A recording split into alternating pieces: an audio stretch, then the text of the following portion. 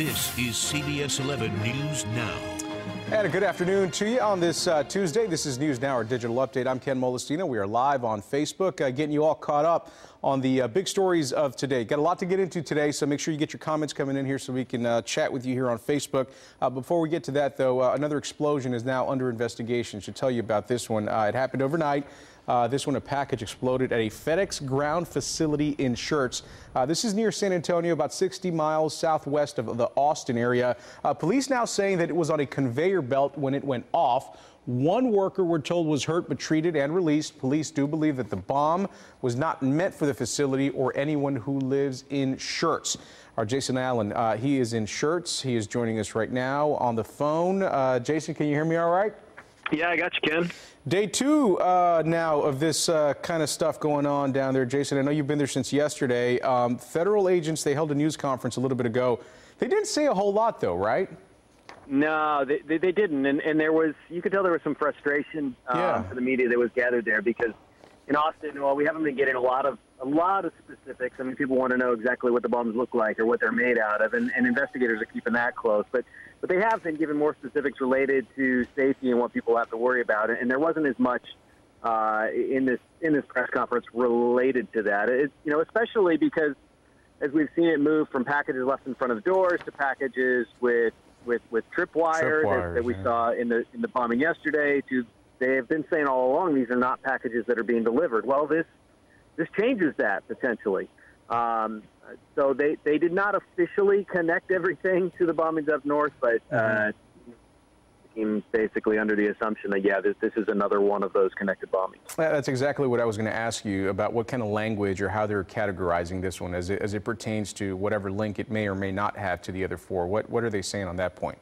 Well, officially, when you ask them that question, you know, in a setting when the cameras are there, they're not connecting them. When you pull other investigators aside, you know, they kind of tell you, yeah, obviously we're working with that idea in mind that this one is connected with all of the other ones. So I'll just tell you, Ken, too, since we were live at 11 on the show, we've been able to get much closer up to the entrance of the FedEx facility here, so we can get a better look at just the number of ATF and FBI and police investigators that are here. Basically, that means they've secured the scene enough for us to get close and they feel comfortable with it, and most of the work here is going on inside, so we've got a little bit better look at it. Also, in the last hour, too, the police chief in San Antonio did his own news conference because San Antonio has offered a lot of assets to this investigation. The San Antonio Bomb Squad was one of the first ones here this morning, working along with FBI and ATF. He made reference in that news conference to a second package or device being found here. He said specifically at the Schertz facility, unexploded. Oh, okay. He said it was not here anymore. But then wouldn't go into other details about that. So that's something that we have asked people on the ground here about and have not received any more information from police or FBI or ATF that are located here, but it is something the San Antonio chief was saying this morning. Jason, you should know we're taking some live images. I know you can't see them from where you're at right now, but we've got a chopper over the facility there in Schertz, and I can tell you from what I'm seeing, I don't know how much of this you can see from the ground or maybe where you're positioned, but it looks like there are several bomb teams in bomb suits, at least some of them going through some trucks out like what looks to be like the parking bay area where the docks where they load them and unload them. So it looks like there are several teams out there right now, so they're still kind of going through some packaging is what we can tell from these chopper images. Just thought I'd share that with you because I know you don't have access to that chopper image right now. No, Jason, I appreciate that, and I can see the chopper flying, right? And we can't see everything that's happening back there, but that makes sense because the ATF told us this morning that they were still going through all of the packages here because they wanted to ensure that there wasn't another device still sitting on a truck somewhere or another conveyor belt. Yeah, they're over there near the docks. Jason, I know you got a busy day, but before I let you go and let you get back to it, I asked you yesterday kind of about what the mood was like in the area. I know Schertz is not in Austin. I know it's about 60 miles away, but I'm going to ask again because I can't believe that there wouldn't be a sense of heightened alert throughout all of Central Texas now. I mean, how are people reacting to this stuff? I mean, I know I asked you if people were being paranoid yesterday, but maybe that's not the right word. But do you get the sense that there is some sort of heightened sense of security out there?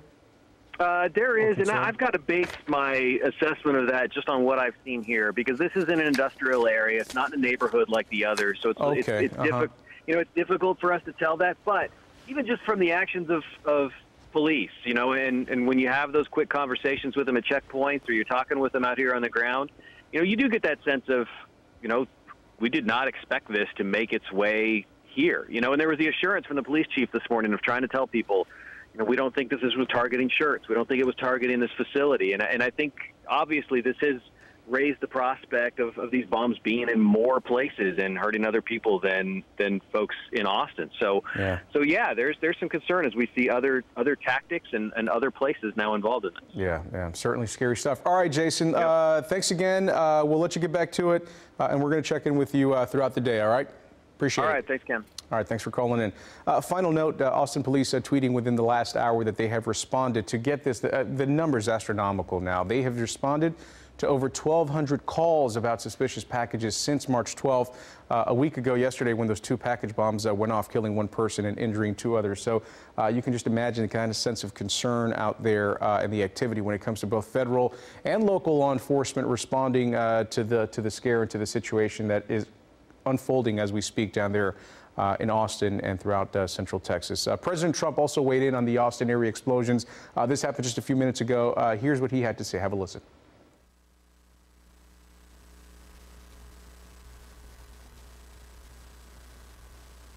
We're obviously having a little bit of trouble with the audio there. If we have that again at some point, just let me know, guys, and we'll toss to that. Do want to move on, though. Actually, let's get to some comments real quick on Facebook because a lot of you are talking about this right now. Let's see here. Patty Simpson saying everyone needs to be very cautious out there. Patty, you are absolutely correct. Michelle Patton Warner offering up prayers for folks out there.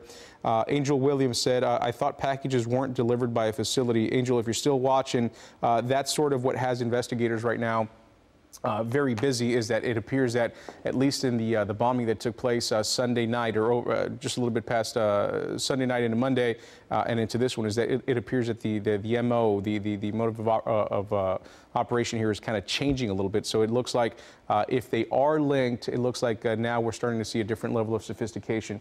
But again, right now, the only thing we can tell you is that the 4 packages, this would be the 5th, but this has not been linked to the other 4.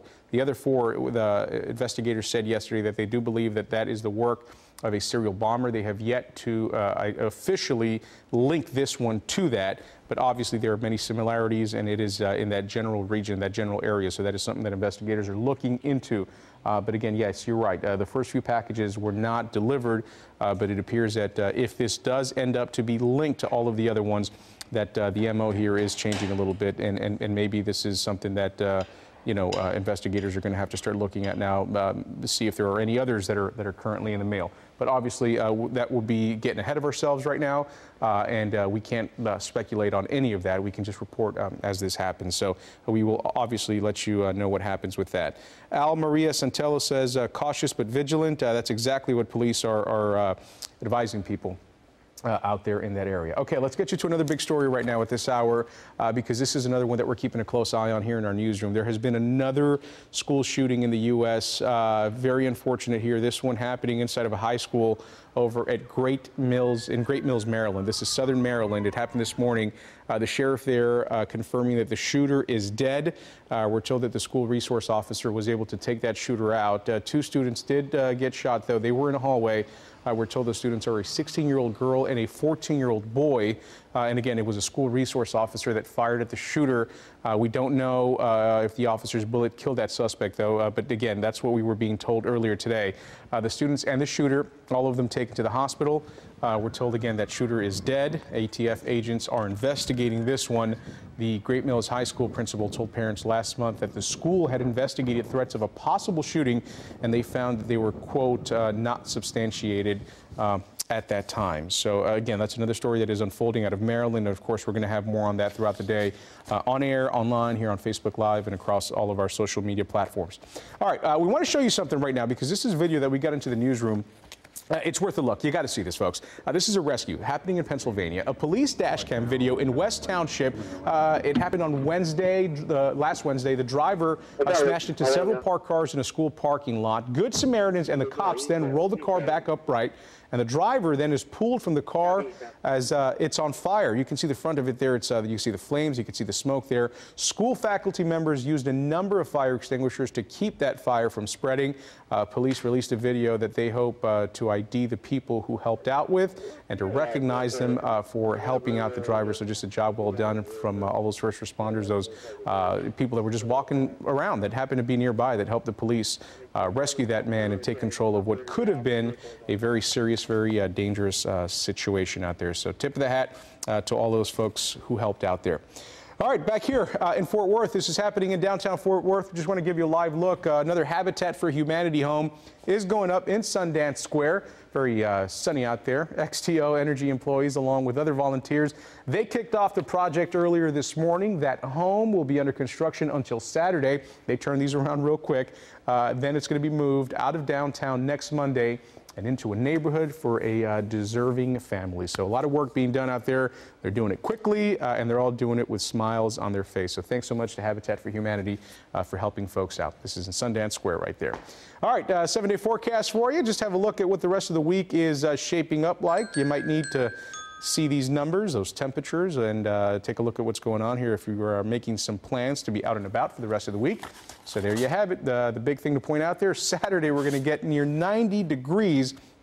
It's going to be breezy, but there you go. It's going to warm up for the weekend. We're going to have a lot more on that throughout the day. Guys, thanks so much for watching this digital news update. We certainly appreciate you chiming in, offering your comments, and getting updated with the day's news. We're going to see you right back here at about 3 o'clock. But in the meantime, we are not too far away. CBSDFW.com is the website, and we are very active across all of our social media platforms. We'll talk to you later. Bye-bye.